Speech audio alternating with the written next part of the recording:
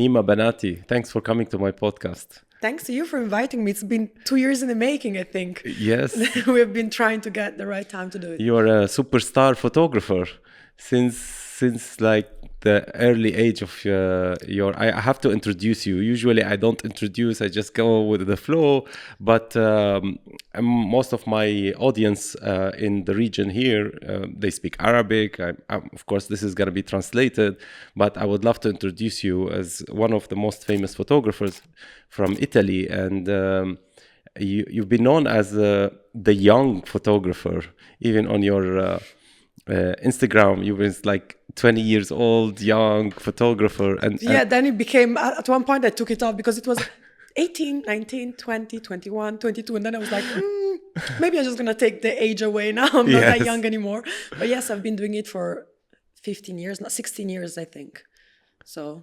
You started very early in the school. Early, yeah. Tell me more about your journey, and we'll talk through it. You know, how you feel about the industry and everything. How did it become? You want to know how I started? Yes. I think that's a good story. Actually, it sounds like a movie because I come from nothing. Like my family, it's very, very.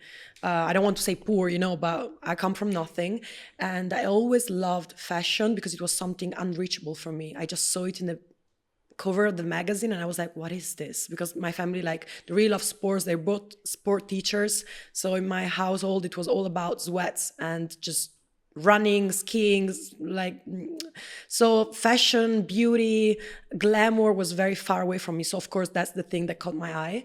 And so I started working as I just washing dishes at a pizzeria in Italy. And with the first money, I bought myself this little camera and I started shooting my best friend at school. And at that point, Facebook arrived in Italy and I just decided to make a little folder called My Photos. And crazy enough, right away, all the girlfriends from school, they were like, oh my God, I want to have the same pictures. I was like, interesting. I could make money out of it maybe. And so I remember right away, I've been charging €50 for a shoot with me. And all the girls at school came at my house after the lessons. And I would shoot them in my the living room. I would put a white sheet on the wall and just shoot them.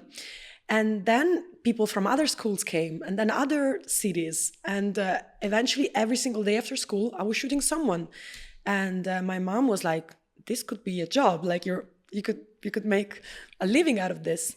And in school, the professors were super mean to me because they were like, you're not focused on school. You should drop this. This is a game. Don't do it. But I kept doing it. I kept my grade high enough to be able to do this. And by the time I was 18, I had made enough money to buy my first studio. Wow. And I finished school, I did my exam, and the day after I was working 24/7 in my studio.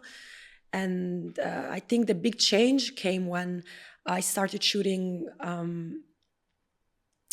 I think the big change happened when Stefano Gabbana saw my pictures on Instagram. I think the wonders of social media. I don't know how he saw them. And he DM'd me. He sent me a DM saying, I like your pictures. I asked my assistant to organize a meeting for you next week in Milan. See you there. Wow. Yeah, it was not even, do you want to meet me? Because of course, everybody wants to meet him. That's amazing. I set up an appointment. I was like, and you have to imagine that really, when you come from nothing and fashion seems like a galaxy away from you, to receive a text from, also for an Italian, Dolce&Gabbana, it's to me, it's history of fashion. So I was shocked. And then I went and he told me he loved my style and he wanted me to shoot for the company. And he gave me a lot of freedom. He said, this is my DNA collection. I want you to create something with it. And so I started shooting these campaigns for them. And then I moved on to makeup and different lines of the company. And then of course, thanks to this, a lot of other brands noticed me. And I would say then the other big step was when Vanity Fair Italy asked me to shoot the first cover for them. And I started having a lot of success with the magazine. And now I shoot for them. I don't know. I have my wall at home is full of Vanity Fair covers. I shot 1,000 now.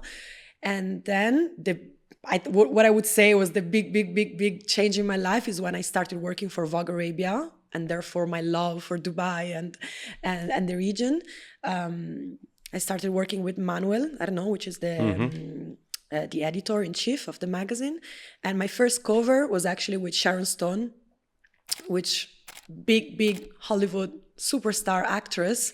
So that was a big introduction, I would say, to the big league of fashion. Wow, that's amazing. That's any dream photographer. I mean, any dream of a photographer. Yeah, but would also, be to be for not just Vogue. for a photographer. I think this story, if you apply it to different fields, it's really like, it almost like look like a movie from American movie. I don't know, like really from nothing, from washing dishes to shooting the most famous actresses and singers and celebrities on the planet. To this day, I still, like, sometimes I'm like, is this my life for real? I'm still. Mina, how like the start of it, like thinking to charge the 50 euro. the 50 euro, because I believe that's the that's the start, and this is a mind of an entrepreneur from a young age. We sometimes don't have it. How did you come up with the idea that I want to create a business and on an early stage? I'm gonna be very honest with you. I think it's less glamorous to say that, but I think you just need to be hungry. Like when you're hungry, I mean, it was not literally hungry, but when you don't have much, I think you get a little bit more ingenious about how to make a living, and I saw that there was a demand, and so I was like, why not exploit that? So I don't think of myself as someone extremely entrepreneurial or attached to money, because to this day I could use my social media. Like right now I have close to 1 million. I've never sold anything to my followers. I've never created a product. I wouldn't say that I'm really attached to the commercial side of it or money, to be fair, because I'm really in love with fashion. But at the time I needed some income to be able to actually do it. Like, because in the beginning I was buying the dresses, I was doing the makeup, I was doing the styling, I was doing the setup, I was doing the lighting. So I needed actual money to buy the lighting and buy, I don't know, the paper background or whatever. So it was more, I think, a need rather than, oh, I'm so smart, I'm gonna make it a job, to be fair. But that's I mean, it's still the idea. It could be your parents, maybe, the way, I mean, so proud, I'm sure, of your parents, the way they brought you up from the early age to think this way. Because at the age of 18 or 19, you bought a studio and you didn't rent a studio. 18 years old. Yeah, that was my mom. I have to thank her. She's a little crazy, but now I look back and I'm thankful, because she always told me that renting was a waste of money, because I would still spending the same amount of money every month, but at the end I didn't have something for myself. So I should have believed in myself. Like I thought this was what I wanted to do in my life. Okay, then go for it and do it. And I also have to thank my parents, because the fact that they didn't give me money, not even, like when you are a teenager, all of my friends, they had some sort of allowance, weekly allowance, just to do certain things. I never even had that. So I was really like, if I don't work, I cannot do nothing. I cannot even go have a coffee with my friends. So it might seem a little harsh, but actually I'm very thankful for that, because I always say to myself, if I had money, if I had everything I wanted, would have I started washing dishes? Would have I started then making the money enough to buy my camera? No. So I think that initial lacking of means is what actually made me hungry enough to get to the top.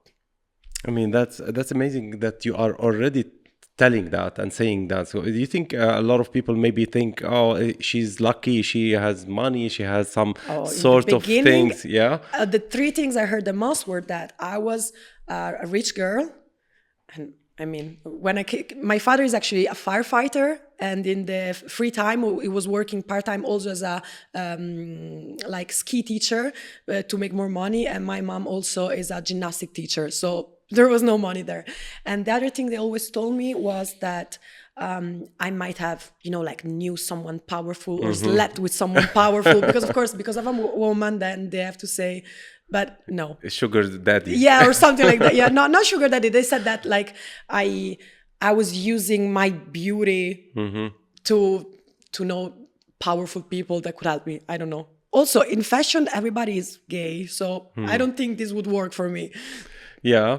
And one more thing is like, it's not only that, but how did you feel about the industry itself?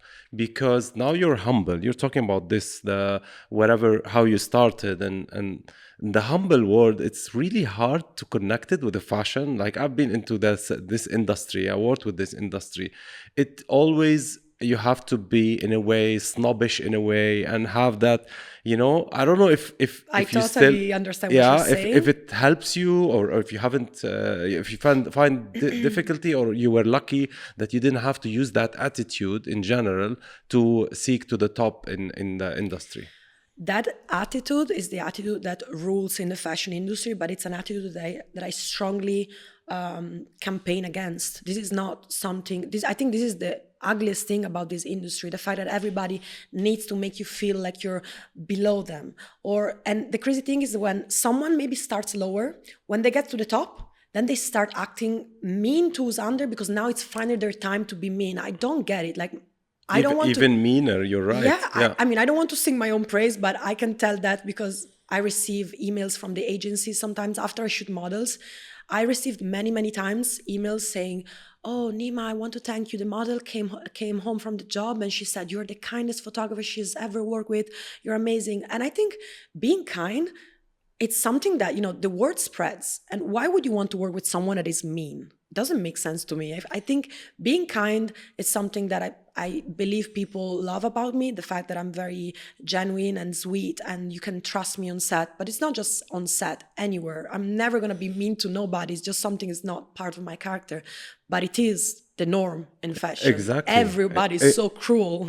Sometimes you start to doubt yourself. Shall I continue being kind? Because like really the majority. And I'm sure there's a lot of kind people in the industry, definitely. But is that Vogue kind of knows, it's just always there. I'm not saying Vogue as only the magazine, but it became the name of everything, high fashion. So it always, the industry, the people, the photographers, the stylists, that they need to have this attitude just to prove I'm the best or something. I think this comes from insecurity. Like feeling like you have to do it to give yourself some sort of importance. It comes from insecurity. What I can tell you is that, of course, I don't have proof of it, but I think that being kind actually makes your career longer. Let's talk about, for example, Gigi Hadid. It's one of the most famous supermodels on the planet.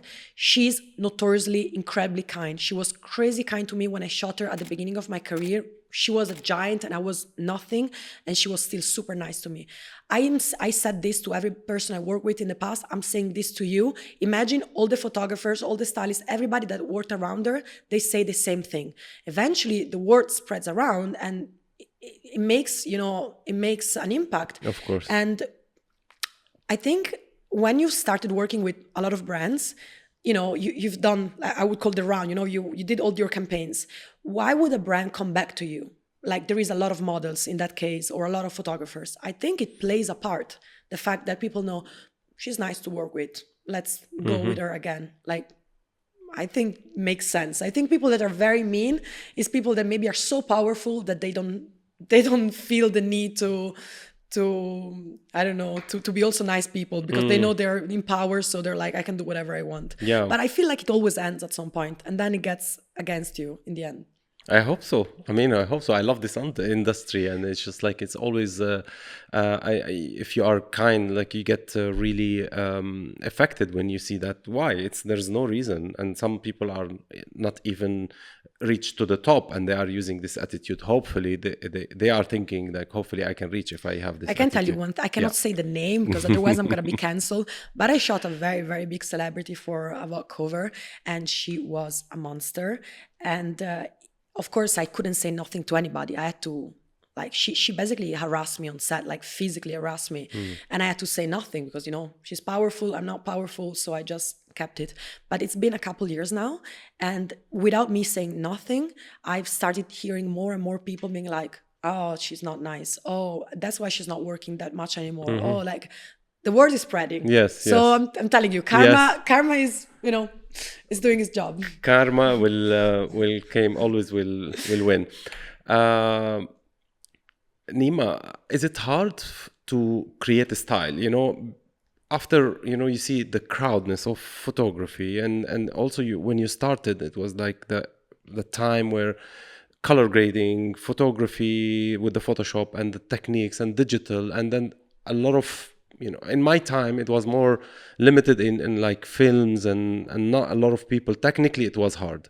In your time, it was like start to become slightly easier technically, but it's harder creatively to stand out. How did you find a style, and you thought like, okay, that's what I like, and that's the touch that Dolce&Gabbana called you and say, I love your photos?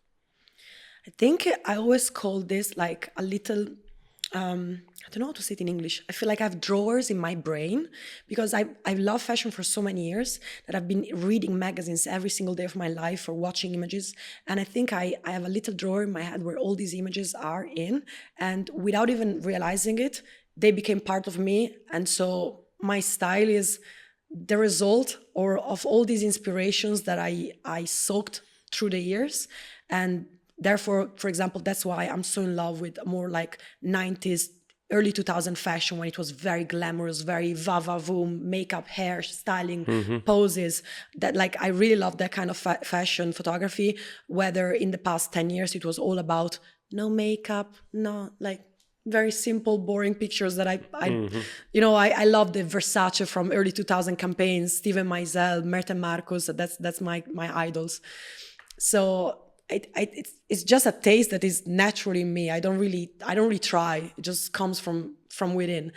But I have to say, for example, that I'm not a fan at all of the new AI. We're gonna talk about it. Yeah, I really don't like it. Like, I know that you might consider me like modern in your eyes, but I look at what's modern now and I feel like it looks too fake to me. Like I'm not into it. But the editor of Vanity Fair Italy, which is also the editor of Vanity Fair Europe, always tells me the moment you act snobbish about something new, that's the moment you're done. So I always try to be like, no, don't be snobbish about new things coming, Nima. Try to embrace them, but I really cannot embrace this artificial intelligence thing. It's yes.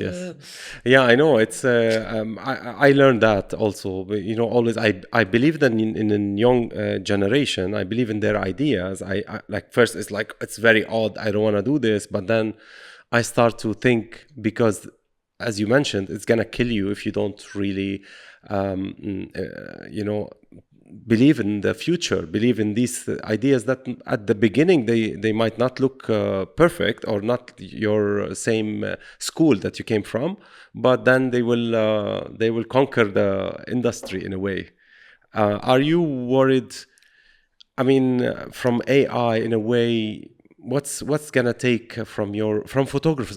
All photographers are worried, but especially the maybe product photographers is like more worried because like right. 3D renders and this. But do you think it's gonna affect also fashion? I could give you an example. I believe I don't want to say something wrong, but I believe it's Etro, very big fashion Italian brand, that just did their newest fashion campaign, all artificial intelligence. And I personally did not love it at all. And I've heard a lot of comments saying that doesn't belong in fashion. To me, real fashion, when we're talking about the higher brands, I don't think artificial intelligence belongs there. Maybe, as you said, more about the product photographers, that could be tricky because artificial intelligence does it better, faster, like convenient in terms of cost. But when I look at all the photographers that are at the top right now, some of them still shoot film. Yes. So I think when you're talking about an industry that also thrives on taste and the idea of luxury, to me, artificial intelligence doesn't scream luxury to me, because it's a computer doing it without a brain, without effort, without nothing. It seems like anybody could do it, literally, right? So that is, to me, is the opposite of high fashion and luxury. It should be something very elite. So yes, I don't feel like it's gonna really. Yeah, I mean, let's see. I definitely it's removing the touch of human, and then the relatability of the relatable to the model herself, or to her character, to her, because you always now love the brand that connects with emotions, with people, and tell a story on the street. And so we always want to know the person behind the brand, and also the model who's representing that brand as well. And so if there's an AI model and that I don't know, if you're talking about, I didn't think you were talking about if it's even a fake model, like, I'm not worried at all. This is not gonna work. It's like people are gonna get against it. There was on Instagram, there was for some time some influencers that were just 3D guy, like, and people were complaining, like, we are so many, and already we're trying so hard to each one of us to get a spot, and we have to give visibility to something that is not even real. I think people are not going to stand for it. If it's for the model, 100%, I don't believe it. I mean, I wish, but I doubt that it's gonna stop. You know, even if people complains, and especially the people who are the real artists, and the handcraft artists, and the painters, and the photographers, these are the most people who's gonna complain. But there's a new generation. No, but it's not really about the complaining. But in the end, all brands, in the end, they have to answer to the customers. So I'm not even talking about what I know. I'm repeating what my editors they tell me, because. And, you know, if I open a magazine and there is the new campaign of Dior, and it's, let's say, you know, it's Bella Hadid, and everybody loves Bella Hadid, and that actually translates in sales because people like her as a person, and instead you have a robot, whatever face, and it doesn't translate in sales. It's not going to be about the complaining. It's just about if that direction doesn't translate in sales, it's automatically going to get kicked out of fashion. What if Bella Hadid gave the rights to render her photos with the same face, same body, same expressions, everything, and to be rendered in a fashion in a photo shoot? I saw that happening actually with Kendall Jenner, but I don't think it was legal. I didn't check. If she sold her right, let's say, for that. It happened with Kendall Jenner, but I don't know if it was legal. I saw it happen. I saw it on Instagram, and everybody was like, "Oh my God, this is scary," because it was actually a video of her talking, selling a product, but it was not her. It was like, I don't even know how to call it. Yeah, it was like deep fake, I think it's called. I don't know, and people were very worried about it. All the comments were negative. Everybody was like, "This seems like Black Mirror." Do you know the TV series on Netflix? Yes, I watched that movie, and what's her name? The actress, the first one, she did it. They made a movie about her. Forget her name. Salma Hayek. Yes. Yes. Yeah. So they made a movie about someone, his daily life, and Salma Hayek was the actress who was rendered actually. And it's scary. To me, it's very scary, but maybe it's my old self talking. Maybe it's me like, I'm already too old for this new thing in the generation. You're not too old. Come on, you're the youngest photographer, most famous photographer. That's true, though. That's true. I'm still the youngest, you're right. Well, it's kind of easy, though, because the big photographers, they're all like 70, so pretty easy to stay. I mean, the biggest on the planet are around 50, 60, 70, exactly. I would say. Like, if we're talking about the, Martin Marcus. Yeah, like not even, they're not. Who was your biggest inspiration as a photographer?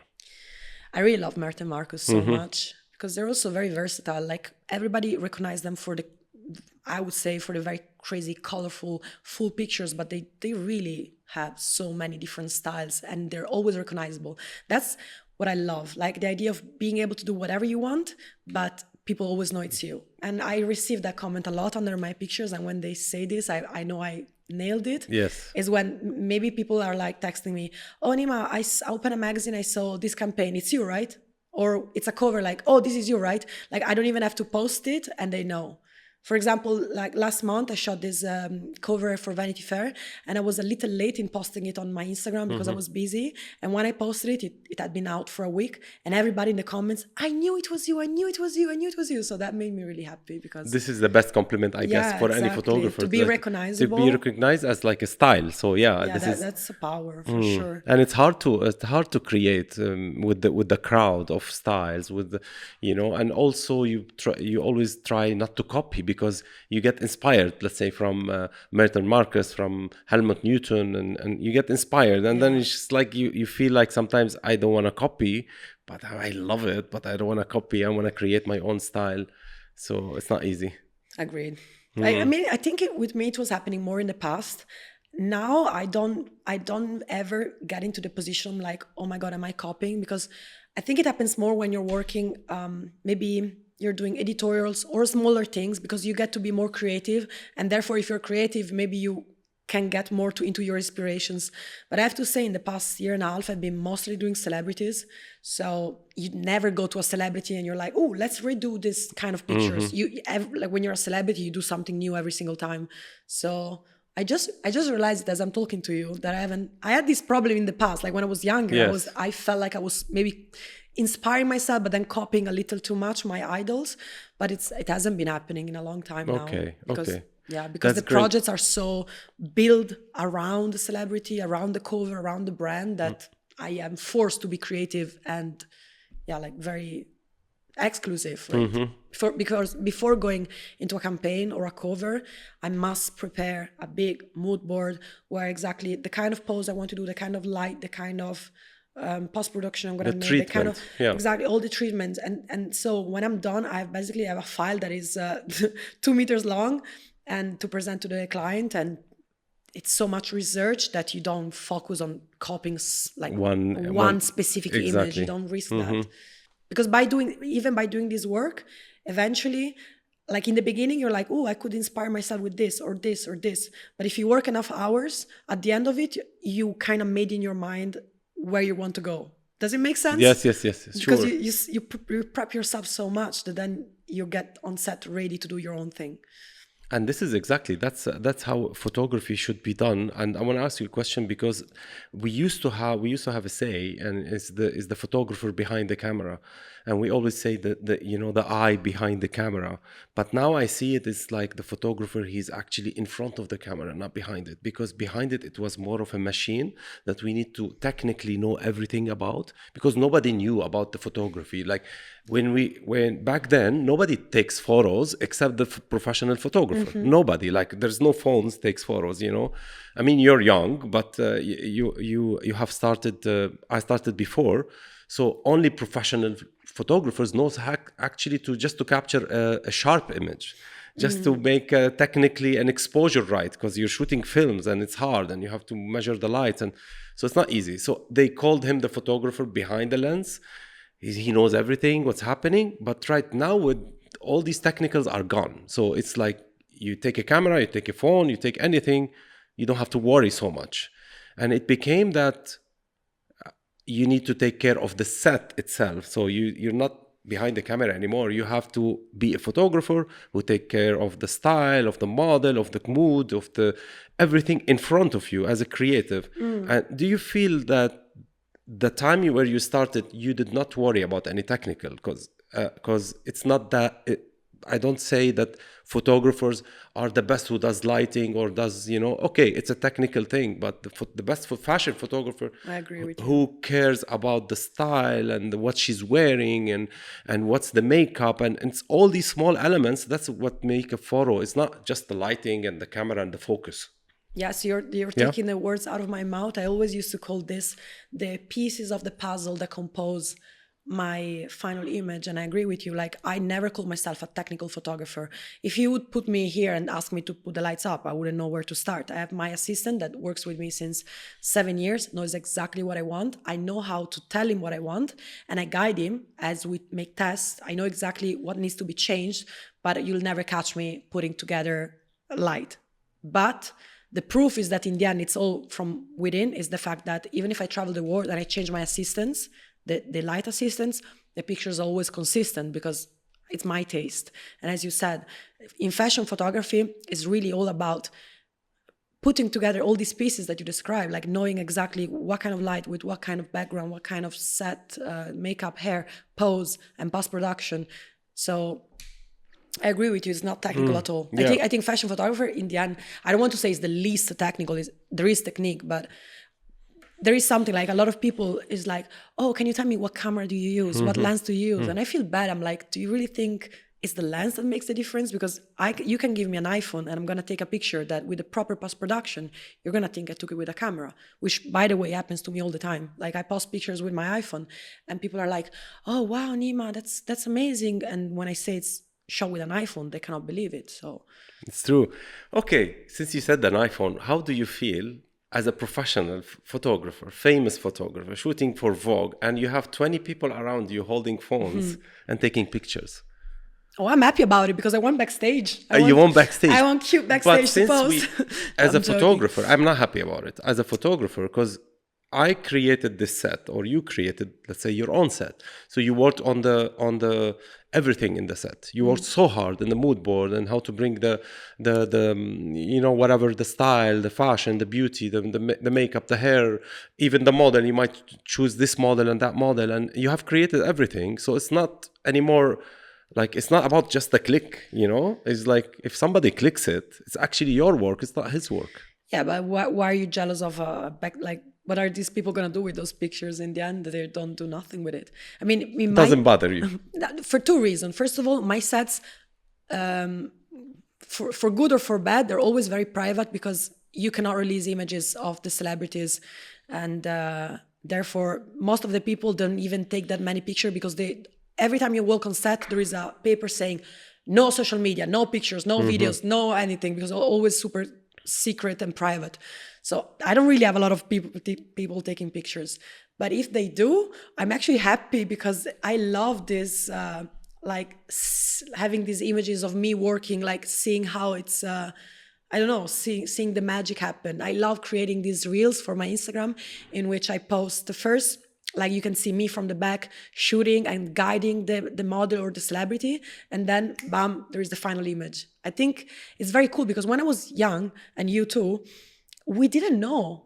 Like you took Vogue and it was like, wow, this is magic, but how is it done? You couldn't buy a course. You couldn't, like the biggest photographers like Steven Meisel to this day, I think there is 3 pictures of him. Period. It doesn't give interviews, doesn't take pictures, and for sure you're not allowed on his set. I would personally kill someone to see the behind the scenes of Steven Meisel, but you cannot do it. So I think we're very lucky that not us, but like the people that want to be photographers, yes. They're very lucky because we give so much access to something that 10 years ago was completely shut down. So I think it's just me personally, I'm not jealous of it. Because I think that even if someone steals my setup, if someone try to replicate what I'm doing, it's still in the end not going to be They're not going to do the same, because of there course. is so many, as you said, there is so many other things that get into the picture. So yeah, okay, cool. Not worried. That's good. And you take a lot of photos for yourself, and which is nice. So you're also a model. Mina, how do you feel also as which one you like more? No, I'm not a model at all. Just you love taking picture of yourself. You know what? Let's debunk that. I don't actually, but I mean, why not? Love it. Why not? Your photos are amazing. It's two things. If I'm in a vacation in somewhere amazing, I love taking pictures of myself. I don't love to do it all the time. Like for example, when I'm in working for weeks and I have nothing to post, then maybe my agent is gonna be like, Nima, you disappear from social media. You need to post something. I'm not the kind of girl that wakes up in the morning and is like, hello, today I'm doing this, da da da. I don't naturally speak to my followers. I don't naturally want to share my life. The reason you think I have a lot of pictures that when I'm on holiday, then I end up in, that's very difficult to explain. Basically, the photographer in me exit my body and use me as a model, if it makes sense. Yes. So basically, I go to the Maldives and I'm like, oh, I would love to take these pictures with this vibe, with this mood. And then I just use myself. But then I don't think of myself as myself. I'm thinking of myself as another model. And therefore, this also brought a lot of problems to me because people think that maybe I'm vain or maybe that I portray myself as too stuck up and perfect. In real life, I'm very goofy and a little boyish, I would say. I think I'm very funny. But if you look at me on social media, I'm like a mummy. I never smile. I never like just the pictures. But it's not me. It's just a character. And the photographer in you, which wants a perfect image in a way. Yeah, exactly. That's something I never managed to explain to the haters because the haters are like, oh, she's Photoshop, she's this, she's that. I'm like, yeah, but if you want to see the real me, you can go in the stories. I talk, no filters, no, I am like this in the stories. My feed, when it's me, it's still not me. It's me as I would shoot myself as a photographer. So I strive for perfection always. Did you find any difference between the industry between the male photographer and a female photographer? Meaning that, do you find it like we always male feels like they took this industry in a way? As a woman, how did you feel, you know, competing against the male photographers in the industry? I have to say, my answer is not going to be extremely brilliant because I got it good. I got it lucky because I kind of feel like I'm the shark in the pond. So I never really felt like I had to compete because at least in Italy, I have to say I would say I'm the shark. So I don't have a lot to compete with, and people treat me pretty much nicely when I'm on set. I realized that I'm kind of the star. And I didn't know that until I came to Dubai on a project with Georgina, because I shoot quite often Georgina Rodriguez. And of course, she has an incredible audience here in the region. And that was the first time in which I arrived on set and no one cared about me. They were like, oh, the photographer is here. Yeah, okay. You can go there, wait for us to be done with the video, then you can take the pictures. And I was like, what is this? Why are they treating me like? I was like, I'm not you. Normally, I'm treated a little bit like a princess. I don't have a lot of competition. But when I came here and I set, and there was less. I feel like in the region, I'm not as famous. So it's about fame. It's not about women and man here. You're right. Because I think here they treat women very well, and also. I never felt the difference about women or men. It's more about, are you famous? Yes, you're respected. You're not famous? We don't care about you. Okay. I think it's more about that. I want to know how you love yourself as a woman. How do you see yourself? Oh, that's a good question. As a woman, you know? That's working in fashion. It's incredibly difficult. You're talking to me right now in a moment in which I feel very confident in myself, because I reached a point in which I'm so proud of who I am as a human being, the way I treat people, the way I'm with everyone around me, the place where I am in my job, that it gave me confidence from the inside to the outside. But you have to imagine working with the most beautiful women on the planet every single day of my life since I was 16. My idea of beauty is so distorted that I look in the mirror and I think I'm a monster. I'm not like now I'm telling you with a joke, like in it funny, but some days I look in the mirror, I'm like, I cannot leave the house. I'm too ugly. And then people look at me like, what's wrong with you? Like, why do you think that? But it's just my idea. Like, I'm used to the top 1% of beauty in the world, and that became my normality. Does it make sense? Like, to me, the top 1% on the planet is the base. So of course I cannot compete. Like, the girls are tall, skinny, perfect skin, like perfect hair, perfect eyes, perfect nose, perfect lips. Everything is always at the top. And when they're naturally beautiful, then on top they get the best makeup artist, the best everything. You have to imagine like it's the top 1% of the world. So I spent much of my life hating myself and not feeling comfortable, and therefore also avoiding interviews, for example. As you were asking me for, you didn't do too many interviews, because when I watch myself, and even more when I'm talking, so I don't, if I'm posing, then maybe I like myself more. But when I see myself being excited and talking and my face moving too much, I don't recognize myself.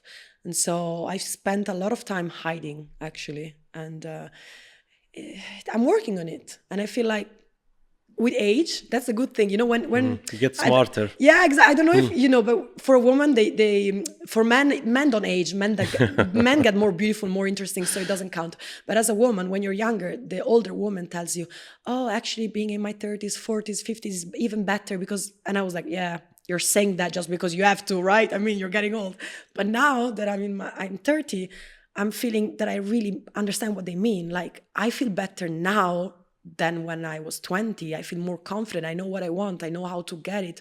I just trust my instincts. I don't know. I'm really happy with who I am in the inside. And so I think it's getting out. When I started the podcast, I was not feeling comfortable in the beginning, what I'm doing, it's just like, I'm a little bit afraid to start because I'm always behind the scene. I'm always not in front of the camera. I've never made these vlogs and this, I couldn't really. But then just like it happened naturally. What made me more also comfortable, because I knew like supermodel, she's from Italy, and she came here to Dubai, and I was telling her, hey, come to my podcast. She said, no, Hikmat, I'm shy. I don't like it. And I didn't push too much, I didn't push too much because I was also afraid, to start the podcast with everyone. I was doing it starting with some friends that I know. So I didn't push too much because, okay, I'm also afraid to make a podcast. But she said, come, let's have a coffee. And I said, okay, I'm coming. So I went there and we were talking, me and her. It was a beautiful talk because she was expressing everything, why she doesn't want to, she's shy, why she has insecurities, and why she thinks she's not beautiful. And I was like, you're a supermodel, you're so beautiful. And just talking about it, it's like, everybody is insecure. It's not like... yes, the way you're saying this, it makes me think. I remember one time I was working with Dior and Bella did. I feel like I'm always talking about Gigi or Bella, but to me are the most beautiful women on the planet, so maybe that's the reason. And I remember being with her and realizing she was so insecure. And I was like, you're the most beautiful person on the planet. Like, to me, her beauty is outstanding. And she was just as insecure as I am. And all the other supermodels I work with, not just supermodels, models, women, when they're on set, and I tell them, oh my God, you're so beautiful. And they're like, no, today I'm not, I don't like. I'm like, I feel like every single woman thinks they're not beautiful, and we can only see from the other people have to tell us, basically. We're all so insecure. And I think it's nice to, what you just said, like to let people know, the people at the top, the people that we look up to, they're also insecure, and they also feel like they're not enough, they're not pretty enough, smart enough, rich enough. We all have this feeling. Mina, it's always good to say it comes from you and it comes from me, because I'm sure there's a lot of people that look up to me in a way like, okay, he's doing a podcast, we like his podcast, maybe just some young people. And when I say, guys, when I started, I was so afraid to do it. And when you hear it from like big people, like, famous, beautiful, for me, you're amazing, you look so beautiful.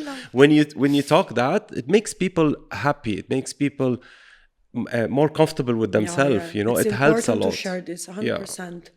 Yeah, even these days that I'm here in Dubai, I was telling you behind the scenes that I've been shooting, I think, the biggest project of my life, because I say this, by the time this is going to be out, it's going to be out. Yeah, it's gonna... I shot the 7 years anniversary of Vogue, and we shot all these covers with all these celebrities. Basically, there is a huge celebrity for each country, very international, very different kind of women, age, size, everything.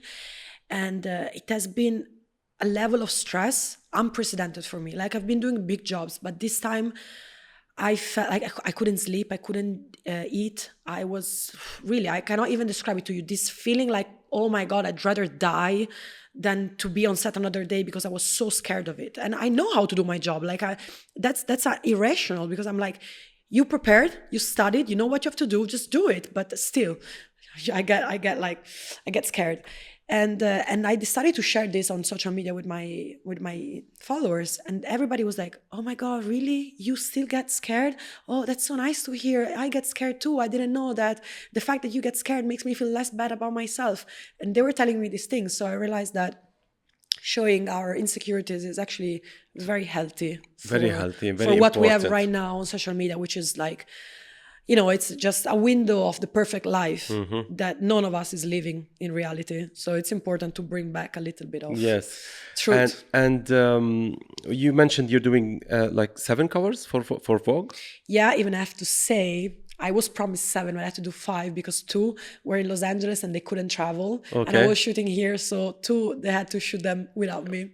There, okay. I really want to have 7 out of 5 7. covers for Vogue. I had 5. No, but you're gonna see, I really wanted to have all of them, because I need to say this. I'm so grateful to Manuel and Amin, that are fashion editor and editor-in-chief, because they based the entire anniversary cover on a unique idea I had. I did this, I created this concept for my exhibition. I did an exhibition in Italy. And I said to myself, this is something powerful. I would like to make a book one day, maybe with this concept. Basically, I'm going to tell you, I shoot a portrait of the person. And then I take this portrait and I project it with a projector on a big wall. And I shoot the woman, sometimes naked, sometimes wearing a dress. Of course, for Vogue, they were dressed. And basically, the woman gets dressed with her own face. And basically, when they told me they wanted me for the covers, they always ask for my advice. Like, do you have some ideas? And I said, look, I don't know, but I did this. I think it could be special. What do you think? And to my surprise, they said, yes, let's do let's do the entire thing. And so to me, it's extra exciting because not only it's 5 covers in 1 month, but it's 5 covers with my unique creative idea. Yes. Like they decided to even, if you like, you don't even see the clothes. They decided, like Vogue decided that it wasn't more important, my creative idea, than actually selling clothes, selling jewels. So congratulations. I'm really excited. I mean, that's I think nice. this is going to be life-changing, career-changing. Of course. Did you reach to a point now you're so confident and value yourself? Because I heard you before, you saying, I don't know how to value myself enough. And it's always like the humble part of you always takes over. That's a work in progress. Still. To be fair, I'm going to be... It goes in waves. Some days I feel better. Some days I'm more insecure. I'm starting to give myself some prep talks. Like one of these covers, the first one we shot was Monica Bellucci. And I don't know if you know Monica, you know? What's a silly question? I don't know. Like I'm just What being, do you mean? I know Monica Bellucci. I don't know how famous she is I in the adore area. Monica Bellucci. That's great. Then Manu is going to be happy because, I mean, we chose her for the cover. And to me, she's an absolute idol because as an Italian, to me, she's the epitome of beauty, of class, elegance. She's a queen to me. And so on the day of the shoot, I was terrified. And I remember before she arrived on set, I was in the bathroom. I closed myself and I was like, Nima, you know how to do it. You're prepared. You're good. This is your idea. Just do it. Stop. Why should you be worried? You know exactly what you have to do. You have a technique, just do it. So I talk to myself. I sound a little crazy maybe. Yes. But I still get insecure. But it's important to talk. Because the problem is that my assistant always tells me, Nima, you just have to find a way to move on because you're always going to have bigger celebrities. Because the more my career goes up, the bigger the celebrities. And I cannot be stressed every single time, you know? But I realized that I get more stressed depending if I love or I don't love the celebrity. So if I'm a fan, it's bad. It's drama. It's stressful. It's stress. Okay. For example, one of these women on the covers, I know they're crazy famous, but I don't know them because it's like it's the biggest Bollywood actress from India, and one was the biggest actress I shot Yasmin Sabri, I shot Nadine Nassib, Nancy Ajram. They are crazy celebrities here. But me from Italy, I don't really have a culture about it. So when I shot them, I was very easy. I mean, they were kind. I was doing my job. Everything went well. I don't mean to say I was not I didn't know them. So there was lacking that sense of, oh my God, because, you know, so it's a problem for me because I can fangirl a lot. So, I mean, that's fine. That's a good problem because also being afraid, it's something that you care that much. It's just like is that creativity is coming out of you, but you're just searching for it and you want to find it. You know, that moment when you are afraid, I want to do my best. I want to do even better than before. And it's something that is not bad. Bad, but it is a little bit bad. I'm just going to say this one thing. If you want to work in fashion or you want to work in the industry of, whatever kind of industry that you have to deal with famous people, the worst thing you can do is to be like a fan. Like, you need to be detached. They're normal people. They're just like you. Treat them, because if you treat them like they're special, it's gonna backfire. They're gonna treat you bad. They're gonna feel like they have power over you. So you need to stand your ground and remember you're just a human being, just as same as them. and you're famous too, and you know what you're doing, because this is how they want to look at you in that she is super famous. I don't want to see her a fan. I want to see her super famous and a little bit. But this is now. But again, we're going back to the Vogue nose. You're right. No, but it's something I realized this week in Dubai. That was the first week in which I realized I'm a bit traumatized from my past. Now I realized for the first time, everybody was so nice to me, the celebrities on set, and they came on set. One of them even said, Nadine, Nadine has like 17 million followers. She's super big here. And she was like, oh, I'm so honored to shoot with you. And that I felt like, oh, I really made the switch. Like people know my work, they're excited to shoot with me. So that makes all the difference. But there was a lot of work before, because I'm telling you, I have been mistreated on set a lot. So now basically when they're nice, I'm surprised, because I'm so used to celebrities being mean that when they're nice, I'm like, oh. Yes, thank you so much. Well, Nadine James is super nice. Yeah, I worked yeah. with her before. She's an and angel. Yes, she's amazing. Nancy so Ajram, beautiful also. everyone. Yes, she's stunning. Yeah, I think she's one of the, like, she's even more beautiful in the pictures. Like she doesn't need retouch. Like you take a picture and it's already photoshopped. I don't know how it's possible, but Nima, tell me how you feel about the Instagram models one. Also, but let's talk about that part, and then I want to ask you more about the idea of a model has been totally changed. You know, it's you work with like the top models. You mentioning Gigi Hadid, but now it's more also any girl is a model as well, which is something. How do you see it? oh, I'm gonna get some haters on this. Let's see. Because I'm very old school on this. I'm gonna wait. I'm gonna drag myself, so I'm not gonna let other people drag me. I have the aesthetic of an Instagram. I don't want to say model, but I hate this aesthetic. Like I have it just because that's the only thing I can do. But to me, models, like the real ones I want to work with, like no makeup, no extension, no nails, no lashes, nothing, skinny, flat. Because a model should be a white canvas for the artist to paint on. So as a photographer, I want a beauty that is completely natural and like clean, so you can work on it. All these Instagram models, they have their big personality, let's say, like they have, all what I'm actually right now. But you don't work as a model, but yes. But the thing is that when you do this, it's because you don't have natural beauty, to me. Like all this is to hype up, like to give myself something to work with, but I don't think it's the real beauty. It's just nothing. There's nothing to add on top of it. So I don't like, there is one brand I'm forced to use this Instagram models you talk about, and it's extremely commercial and that's what they want.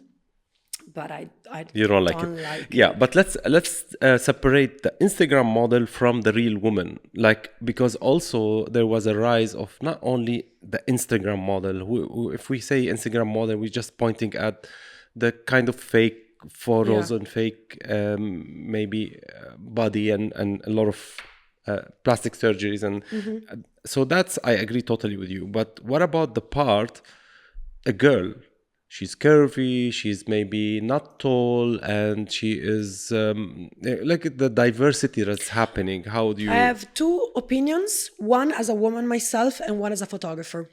The one as a woman, everybody's gonna love. The one as a photographer, they're gonna hate. As a woman, I love to see diversity, because even me being a bit curvy, the first times I saw a curvy model on a campaign, I was like, she looks good, so maybe I can look good too. So seeing a different body made me more confident with myself and made me maybe even more like, I want to buy this. So it was good for the company, like I can look good in it. But as a photographer, I don't agree with it, because my idea of fashion is like, it's a dream. It's something that is not real. To me, fashion photography, it's something that it doesn't exist in everyday life.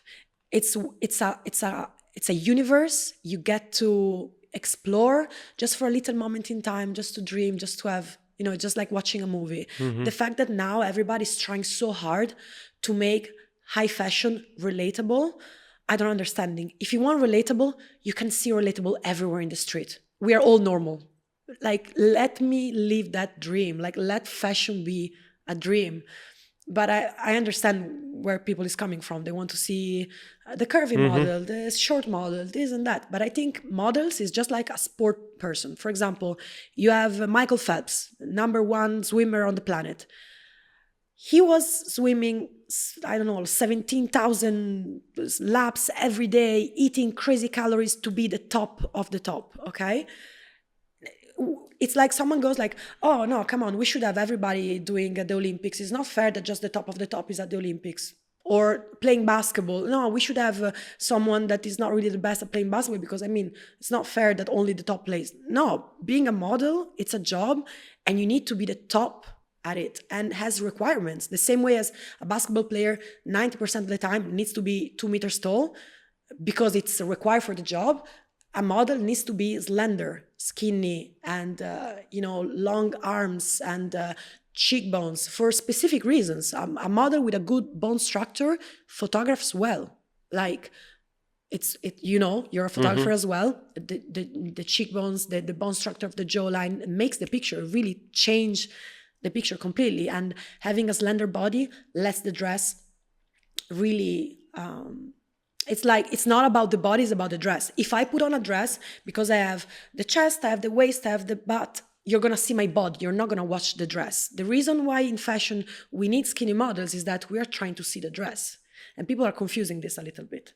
If you notice, when you have a curvy model, most of the time what you focus on is the curves of the model, the beauty of the woman. But I know this is a little tricky. Yeah, it's a bit tricky. I think, some parts I agree with you, but other parts I maybe would say diversity is good and it can be elevated. So it's not like any curvy model can be on a cover. This is what I can say.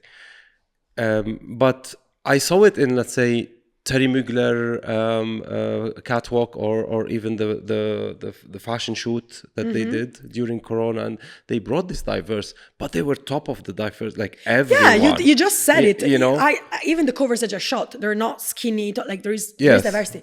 But you said it, the top of the diversity. Like fashion photography should be about someone exceptional. So you want to be short, large, fat, whatever, bold, or to me, beauty is in everything. I don't have one type, but it needs to be special. It needs to have that X factor. Exactly. But we should not remove any category. We should say that everyone can be fashion, because that's the norm. Used to be Kate Moss. That's how we started. Not really. Kate Moss actually is considered. It was not skinny and but she's very short. So it was for her in the beginning. She maybe Cindy Crawford then. Yeah. All right. Okay. Let's say Naomi Campbell, because Naomi Campbell has always been maybe not, because Naomi Campbell is also black, and she maybe jumped in as a diverse model. Maybe Claudia Schiffer and Cindy Crawford works better. Claudia Schiffer, it's a good example. Yeah. Because I was thinking Cindy was amazing, but a little bit commercial in the end. So she always did a little bit more of the... Okay, I get what you're saying anyway. So I'm saying that there would be also a room to any if we change the idea, because you're mentioning, it's not a machine. You want to put the dress on the model, but also you want to see the woman, also you want to see maybe the curve. I don't know. I mean, I would love to see that as a man looking at the woman wearing a dress. I would love to see the feminine part of her as well. Maybe, I don't know. So I wouldn't remove. I would change the norms that are always Cindy Crawford or Claudia Schiffer look. But I would keep it high standard, as you mentioned. Like, I would definitely say, yes, curvy, but high standard. Curly hair, but really amazing. I think it's really happening already. Like the latest cover of British Vogue, the last issue of Edward Hanningful. I don't know if you saw it. It's basically a celebration of his years at Vogue, because he is done. And there is, I would say, 42 models on the cover. And you have old, young, fat, short, tall, black, white, Asian. You have everything. Top off. But I think it's pretty diverse right now. People always complain, but as someone in the industry, I do see a lot of diversity. Even on the catwalks now, it's become quite common to see curvy models on the catwalk. But I think it's never going to be as diverse as people wanted, because sometimes people also don't consider the fact that for shows, for example, this is the main concern. People are like, there are not enough curvy models. But the brands need to have the clothes in one size, and that's the reason why it's called sample size. And every time having to have a model with a different type of shape, they need to create the dress specifically for this person. So basically, the only times it happens is when this model is a celebrity, and so she's worth the investment. You get what I'm Yes, saying? I Like get it. it's I a get big it. money investment to create a sample just for one person. So they do it when the model walking the catwalk is actually a celebrity, and so it's worth doing it for them. You think brands are doing it because they are forced to do it? Yes, 100%. 100%. Even me, for example, in Italy, I don't like to say it, but I don't want to say it's a racist country, but in fashion, you can just see it by the amount of models that are in town. There are not a lot of black models. I think I don't know why. I think it's something eradicated from the past. I have no idea, but brands are not really excited about having black models in the campaigns. And it's something I've been pushing for a lot. There was one time in which I went to the client. I was like, I want this model. I think this is the person for the job. And they were like, no. And I was like, why? And when I asked why, and they were faced with the fact that they didn't even have a reason. It was just automatically no because it was black. They were forced to say yes because when I faced them, I'm like, oh, okay, why don't you like this model? Can you explain me so I know what to propose you next? And they were like, I saw in their eyes. They couldn't say it. I saw in their eyes they had no idea, and therefore they let me book the model. Even I also, this is a different story, but also I shoot for Guess quite often, and Guess is a huge international brand. And thankfully, sometimes Paul let me help with the casting, and I made him cast the first black model in, I think, 30 years. He only had Naomi Campbell back in the, I don't know, 90s. But I think even in the 90s, and then the other black model, I booked it. So I was really like, wow, that's amazing. I think it comes also from change of generation. We are bringing with us the new values, the new things we because in the end we're all growing up, we're evolving. So now I'm in a position of power, and I can bring with me this new ideology, let's say, or this new there's a modern take on this kind of course. So I often book, I book the black models, I book the Asian models, I book maybe the curvy models. Like, I try to bring this kind of freshness with me, but it comes from the people in power, to be fair. So as long as the people in power are people very old, they bring the same concepts over and over. Sure. How do you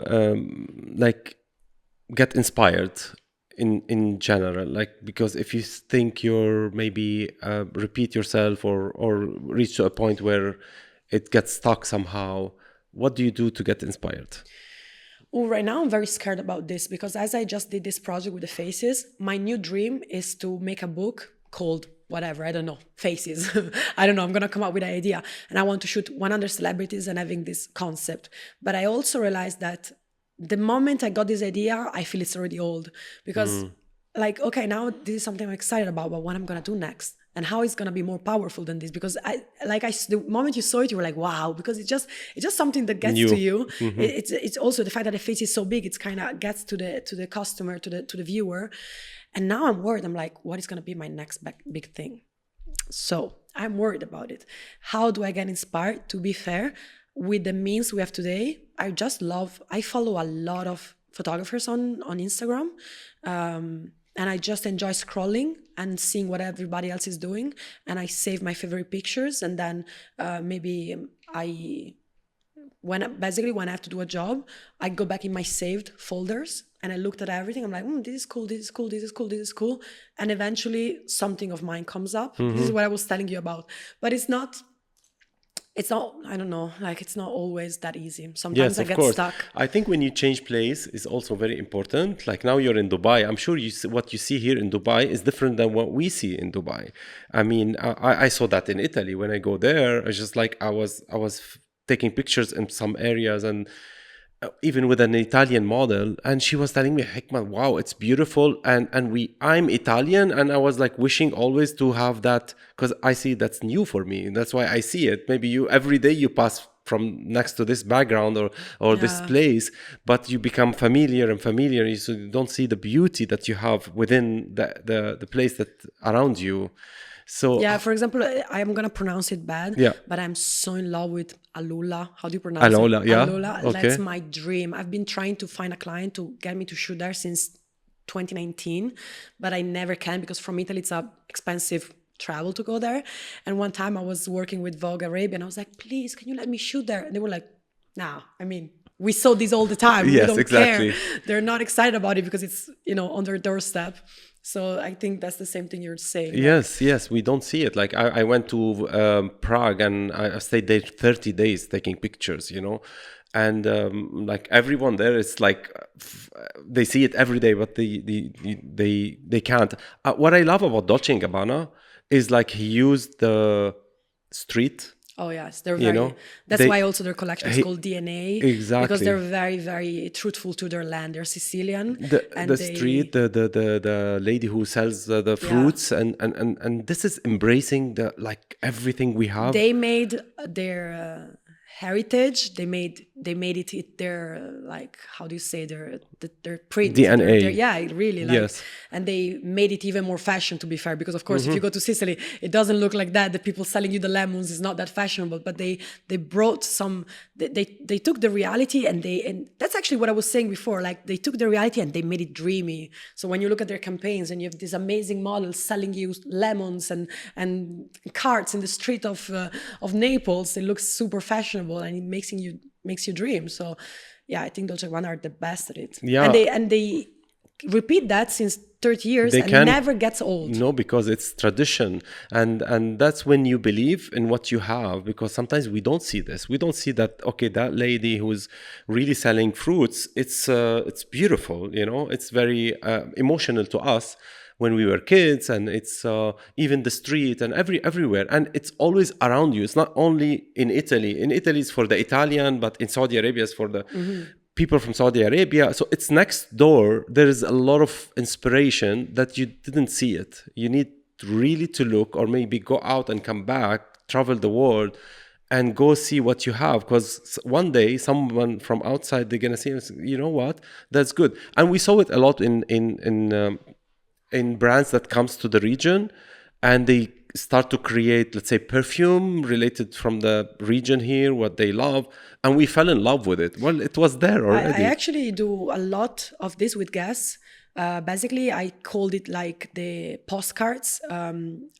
I get to propose the brand, a city, and then I go. Most of the time, it has been cities where I've been already vacationing, so I saw those very beautiful corners that I liked, and then I bring the brand, and we shot all these campaigns that basically to me are like the perfect fashion postcard of the place. And we did Santorini, we did Marrakesh, we did Rome, and actually tomorrow I'm gonna shoot a campaign for guests here in Dubai, and what I do is exactly what you were saying. Like I try to see the city as a tourist, and I put the fashion into it, and I try to let people that are not lucky enough to be able to travel to visit the city through the pictures, so they feel like they're into a journey, and it's not just about the fashion anymore. It's not just about selling clothes.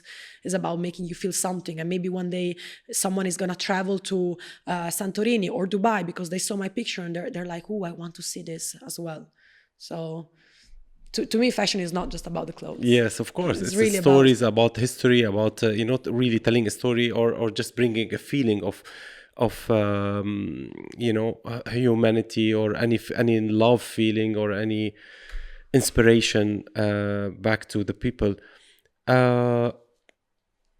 Last thing, till when you're here in Dubai? Until you're gonna visit. You said you're gonna buy a house here. Oh my, that's my dream. Oh my God, that's the whole reason I'm doing this podcast. I need Arab people to love me because I love Arab people. So I need to move here, and that's my new dream. I said to my best friend yesterday, I said, that's my goal. 1 year, I want to have a house here. I'm sure you will. You're very smart and businesswoman, and very talented photographer. I'm proud of you, a young photographer who made it to the top. Thanks so much for coming to my podcast. Thank you for inviting me. I'm so excited. We're gonna be neighbors in 1 year. Yes, of course. We're gonna meet again. Thank you so much. Thank you. See you. Ciao.